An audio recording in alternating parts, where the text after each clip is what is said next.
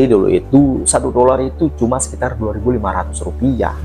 Tapi pas krisis terjadi, $1 menyentuh di angka 16.000 rupiah. Itu menyebabkan demo besar-besaran yang tidak terkendali, guys. Halo gengs, jumpa lagi di channel Sisi Gelap. Pembahasan kali ini mungkin cukup membuat kita merinding, karena banyak sekali fakta-fakta yang akan kita bahas mengenai apa aja sih yang menjadi sebab dan kenapa sih harus terjadi kerusuhan di bulan Mei 1998. Oh ya, untuk kalian yang baru bergabung, jangan lupa like dan subscribe channel ini agar terus berkembang dan semangat dalam membahas hal-hal yang menarik untuk kalian. Jadi nggak berlama-lama lagi, mari kita let's go.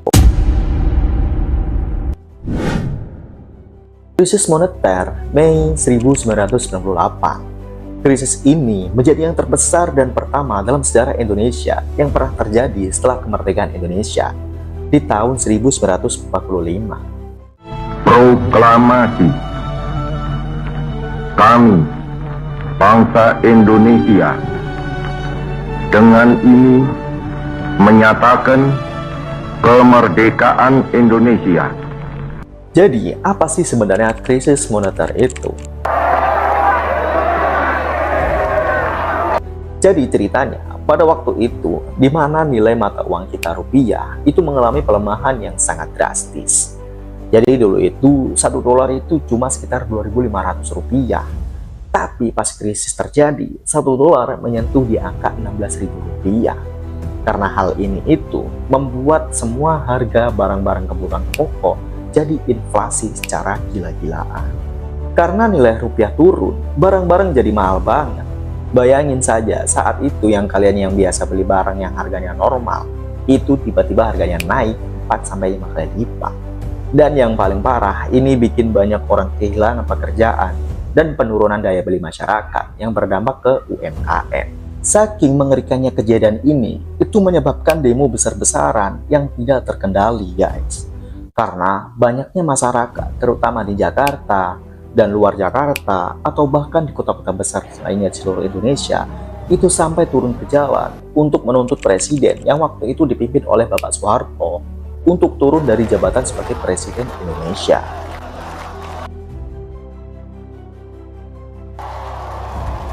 Dan tidak sampai di situ, guys. Puncaknya, saat itu selain berdemo, masyarakat pribumi ini juga melakukan kekerasan terutama ke etnis Tionghoa. Mulai dari pengerusakan tempat tinggal, lalu tokonya dijarah dan dirusak, bahkan sampai penghilangan nyawa, dan bahkan lebih parahnya, sampai ke kekerasan seksual yang kebanyakan korbannya adalah perempuan-perempuan keturunan etnis Tionghoa. Lalu faktor apa sih yang menjadi penyebab sampai penduduk pribumi itu marah kepada pemerintah dan mengincar orang-orang keturunan Tionghoa? Jadi hal ini tuh banyak sekali faktornya, guys. Mulai dari orang-orang Tionghoa yang mendominasi perekonomian, lalu hubungan antara pengusaha Tionghoa dengan penguasa Orde Baru, dan status kewarganegaraan dan sentimen anti-Tionghoa. Lalu apa sih yang menjadi dalang dan penyebab kerusuhan ini itu bisa terjadi? Jadi, menurut Wikipedia, tentang kerusuhan Mei 1998 itu, penyebabnya ada berbagai macam seperti karena korupsi, kolusi, dan masalah ekonomi yang semakin hari semakin parah, seperti inflasi, lalu melemahnya rupiah dan ketidakpuasan politik di Indonesia, dan tuntutan reformasi dari masyarakat.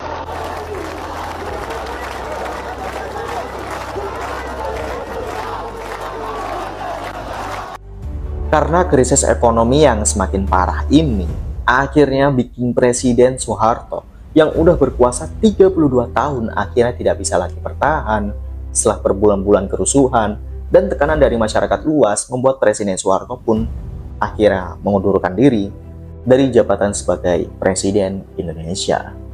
Saya memutuskan untuk menyatakan berhenti dari jabatan saya sebagai Presiden Republik Indonesia terhitung sejak saya bacakan pernyataan ini pada hari ini, Kamis 21 Mei 1998. Jadi ini tuh momen yang menjadi sejarah banget, guys, karena Soeharto yang selama ini di atas angin akhirnya terpaksa mundur. Ini membuka jalan buat era reformasi dan perubahan besar di Indonesia. Dan pemirsa, selesai menyerahkan jabatan Presiden Republik Indonesia kepada Bapak B.J. Habibie pagi tadi, Pak Harto kembali ke kediamannya di Cendana dengan mobil bernomor sipil.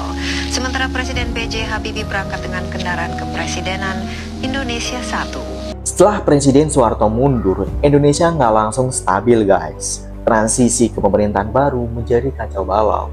Dan banyak orang yang merasa nggak aman. Konflik di beberapa daerah, kayak di daerah Aceh dan di daerah Papua yang semakin panas. Tapi meskipun banyak masalah, krisis ini juga akhirnya jadi momentum buat Indonesia menuju negara demokrasi. Jadi, krisis moneter 1997 sampai 1998 jadi salah satu pembelajaran terbesar dalam sejarah Indonesia. Kita belajar tentang pentingnya stabilitas ekonomi, transparansi pemerintah, dan hak-hak rakyat untuk bebas berbicara. Jadi, meskipun krisis itu menjadi sejarah yang kelam banget, Indonesia akhirnya bisa bangkit dan terus berusaha memperbaiki diri. Dan dari situ, kita jadi lebih melek soal politik dan ekonomi. Dan bagaimana kekuasaan bisa mempengaruhi kehidupan kita. Kalau menurut kalian, apa pelajaran yang bisa diambil dari krisis ini? Yuk, tulis di kolom komentar. Yeah, I think this is a very sensitive question, but I have to tell you that in my opinion, Soeharto must be given a break first, to enjoy his private life, Oke, begitu aja pembahasan kali ini. Terima kasih untuk kalian yang sudah menonton dan semoga kalian betah di channel ini. Terima kasih. Bye-bye. Sebelum memangku jabatan presiden, saya akan melaksanakan kewajiban konstitusional saya